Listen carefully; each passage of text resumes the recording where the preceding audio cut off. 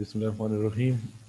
Today we will discuss some issues, some problem related to the Hamiltonian formalism.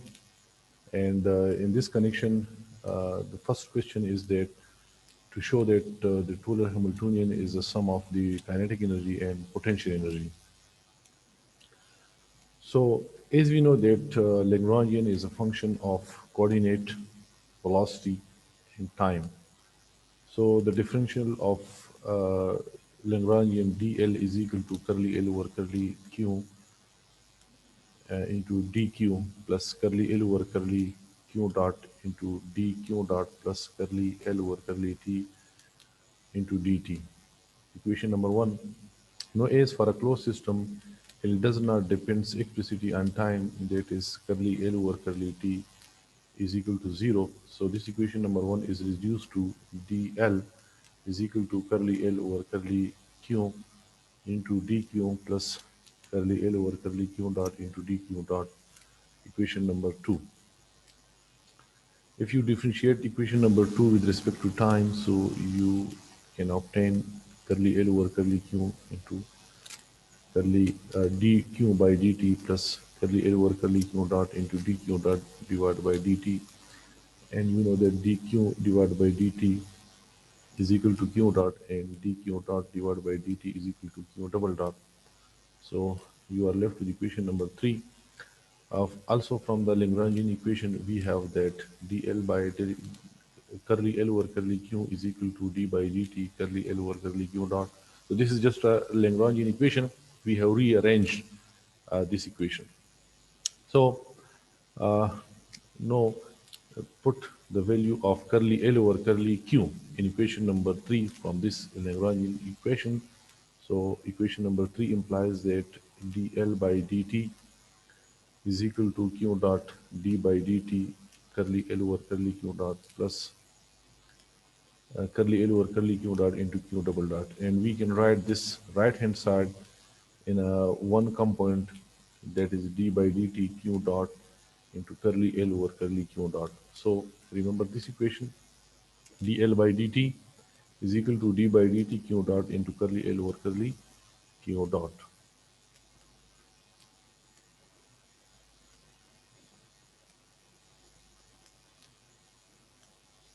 Okay. So by rearranging this equation, we can write it as shifting this term to the left hand side. So dl by dt minus d by dt Q dot curly L over curly Q dot is equal to 0. More, if you take d by dt common, so you are left with L minus Q dot curly L over curly Q dot is equal to 0. And by rearranging, again we can write it as d by dt Q dot curly L over curly Q dot minus L. So just shift this term the to here, and in fact we have to shift all these terms to the right hand side, so their sign will be changed. So now as we know that this Q dot curly L over curly Q dot minus L, this is Hamiltonian function h. So replace these two terms by h, and d by dt h is equal to 0. So it shows that h is constant. By integrating this equation, it gives you h is constant. Equation number 4 indicates that the total Hamiltonian h is conserved. So this is sometimes called the law of conservation of energy. That is, the sum of the kinetic energy and potential energy is conserved. No, since as we know that the Hamiltonian function h is given by this equation number 5. Also, we know that Lagrangian function is the difference of kinetic and potential energy. So you can write it as, if you put L from this equation in equation number 5, so you are left with q dot curly over curly q dot into t minus u minus t minus u. For L, you put t minus u. This is equal to the Lagrangian. This is equal to the Lagrangian. So is equal to h, equation number 6. Now, as you know that the potential energy is a function of position or coordinate, so the differential of u with respect to velocity, q dot is velocity, it will give you 0. There is no velocity term in the potential energy. So you are left with equation number 7. Equation number 6 implies that q dot curly t over curly q dot, because this u will vanish. Curly u over curly q dot will give you 0. So you are left with only t in this equation number 6. So equation number 6. Remember this equation? No, as you know that the kinetic energy is represented by T and is given by half m q dot square, where q is the generalized coordinate. Sometimes we write here as x position. So if you differentiate this kinetic energy with respect to q dot, so it is left with mq dot. So put equation number 8 in equation number 7 for curly t over curly q dot.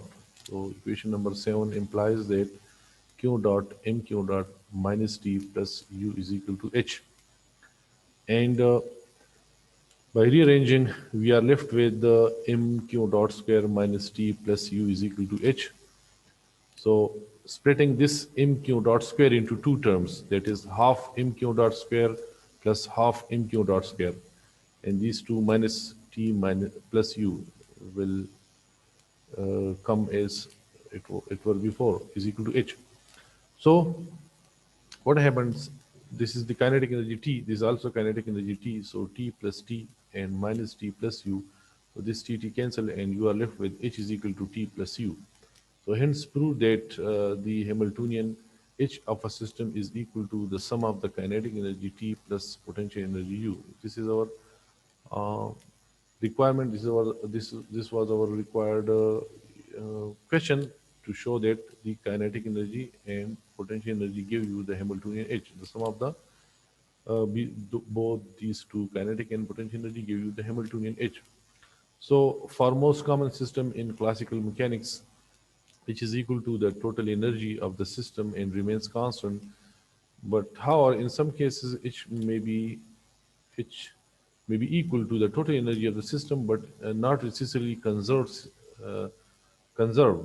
That maybe it is not remains constant. Similarly, sometimes H may be conserved but will not be equal to the total energy of the system. It is called the energy function and depends upon the generalized coordinates. It also depends upon the generalized momentum and time as well. So, using these Hamiltonian formalism, we have another problem. Although we have solved this by the Lagrangian formalism, but here in this case we will discuss it according to the Hamiltonian formalism. So the question is, find the equation of motion of a mass attached to a spring by using the Hamiltonian formalism. So this is a mass which is attached with a spring, and if you extend this mass toward the right and then you release it, so it start to and fro motion, that is the simple harmonic motion between two extreme position A and A prime, and the x is the amplitude of the particle. Sometimes we call it Ano as siya na ya? displacement. So, Wala ko ba ko siya di mo sa kita na? so Wala ko di ko siya. Wala ko pa na pala ko pa sigar.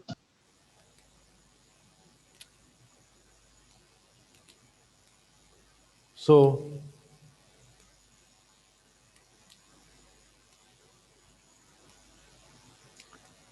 you can solve this equation by using the Hamiltonian formalism. Consider a mass attached to a spring is given in figure. The instantaneous kinetic energy and potential energy of the system is given by half mx dot square, and the potential energy is equal to half kx square. So H is equal to sum of the kinetic energy and potential energy. And if you put the value of the kinetic energy and potential energy, so it gave you this equation number 1. And here we can show the kinetic energy in terms of the momentum p square uh, px square. So the case is one dimension, so we put x for one dimension, so it's px square divided by 2m. You can replace the kinetic energy in terms of momentum, and this is the potential energy. As we know that from the Hamiltonian canonical equation that Q dot J is equal to curly H over curly Pj, and P dot J is equal to minus curly H over curly Q J. Equation number 2. We have derived these two equations in the last lecture. So here Q dot J is x dot, because as the generalized coordinate is x here, for Q we place x, and for P we put Px. For P dot J we put Px dot. So equation number 2 implies that x dot is equal to curly H over curly Px, and if you put the value of H from this equation number 1, so differentiate this H with respect to Px, so you are left with x dot is equal to x Px divided by m, and by rearranging by cross multiplication, it is equal to Px is equal to mx dot. Equation number 3, remember this equation, we will use it later. So also from equation number 2, P dot x is equal to minus curly H over curly x. So again, you differentiate the Hamiltonian given by equation number 1 with respect to x. So you are left with P dot x is equal to minus kx. And also we have derived in equation number 3 that P dot x is equal to mx double dot. So put mx double dot for P dot x. So mx double dot is equal to minus kx. By rearranging, you are left with x double dot plus k by m, x is equal to 0. So this is basically x double dot is the acceleration of the particle, and it is proportional to the negative of the displacement. K is the spring constant, m is the mass of the particle, and these both are constants. So the acceleration of the mass is proportional to the negative of the displacement. Equation number 4. So equation number 3 and 4 are the required equation of motion for a mass attached to a frictionless spring. Where spring constant is k. Equation number 4 is identical to the equation of the motion of mass spring system that are obtained from the Newtonian and Lagrangian mechanics. So this is the same equations which we can obtain from the Newtonian or from the Lagrangian formalism. So here is another example. This is the simple pendulum. To find the equation of motion of a simple pendulum by using the Hamiltonian formalism. So as we know that this is the simple pendulum, which is consisted by having a mass of m, and it is connected to a string of length L, and if it is displaced from its mean position and then released, so it start vibration in a vertical plane. So this theta is the angular displacement of the particle, and we know that there is a relation for the velocity in the polar coordinates. Here the coordinates are r and theta. So for r, this is L, the length of the pendulum. So v is equal to r dot plus r theta dot, and for r we put L, so v is equal to L dot plus L theta dot. And as you know that it is constant, so the time derivative of L, that is L dot, will give you 0, so it remains, the velocity is reduced to v is equal to L theta dot, where theta is the angular displacement and L is the length of the pendulum. So hence the kinetic energy is half mv square, when if you put the value of v square from this equation, so the kinetic energy becomes 1 over 2 ml square theta dot square. Also the potential energy is equal to mgh, and h, it is the actually the position, the change in the position. So it is L minus L cos theta. If you consider this triangle in the figure, so this side is equal to L cos theta, and this whole is L. So this changing difference, the height, is equal to h, and it is equal to L minus L cos theta. This whole is L, and from here to here it is L cos theta. So differentiating, taking the difference of both L minus L cos theta give you this height. So put L minus L cos theta for H. And also you know that the Lagrangian is equal to T minus U is equal to ML square theta dot square divided by 2 minus MGL 1 minus cos theta. So the Hamiltonian H is given by H is equal to P also, as we have derived the Hamiltonian function is equal to Pj,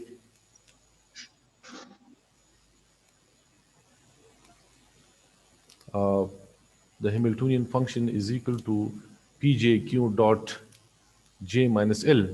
So here Pj is equal to P theta because it depends on the theta. So also q dot j is equal to theta dot. The generalized velocity is equal to q dot, and the generalized momentum is equal to p theta. So put p theta for pj and theta dot for q dot j. So remember equation number 1. Also we have generalized momentum pj is equal to curly L over curly q dot j. Already we have derived this equation. This is a generalized momentum, the equation for the generalized momentum. So it will become for Pj we write P theta is equal to curly L over curly Q dot. For Q dot we write theta dot. So put the value of Lagrangian here in this equation. So if you differentiate this Lagrangian with respect to Q dot, so you are left with P theta is equal to ml square theta dot. By rearranging, we can obtain theta dot is equal to P theta divided by ml square. So this is theta dot. Equation number 1 implies that H is equal to P theta. In fact, you have to put the value of Q dot in the Hamiltonian function. This is the Hamiltonian function. This one.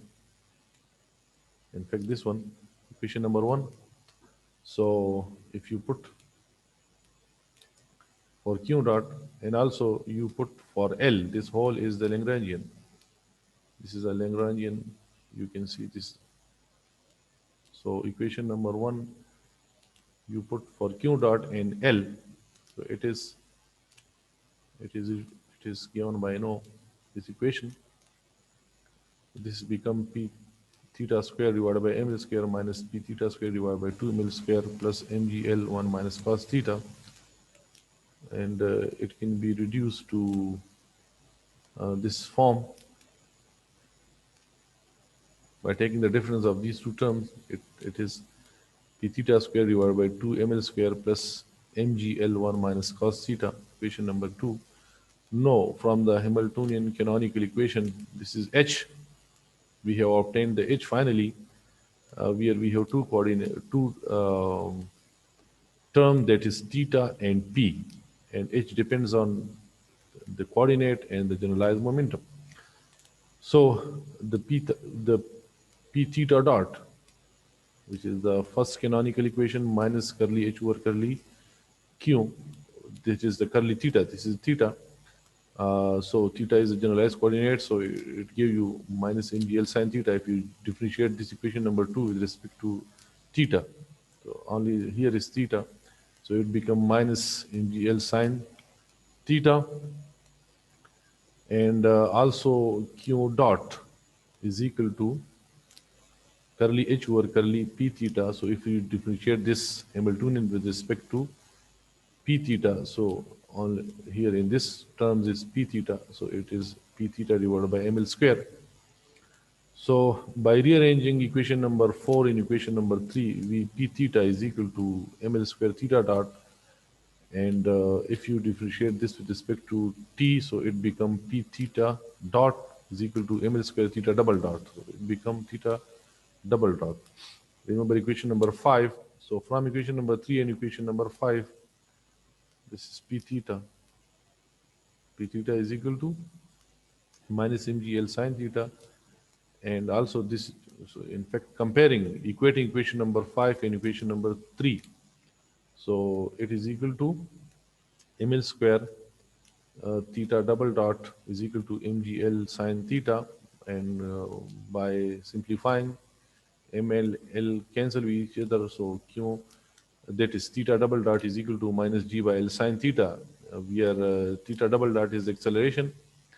So by rearranging theta double dot plus g by L sine theta is equal to 0. So this is the same equation which we have obtained from the Lagrangian formalism, and it showed that the acceleration of the system is proportional to sine theta. And if theta is smaller, so sine theta is equal to theta. So this showed that the acceleration is proportional to minus theta. So it is proportional to the negative of the displacement. As g by L is the g by L are constant. G is gravitational acceleration and L is the length of the pendulum. So this is the equation of motion of the simple pendulum, and it gives the acceleration of the system. Okay. So dear students, all these are enough for today, and thank you very much. See you next time.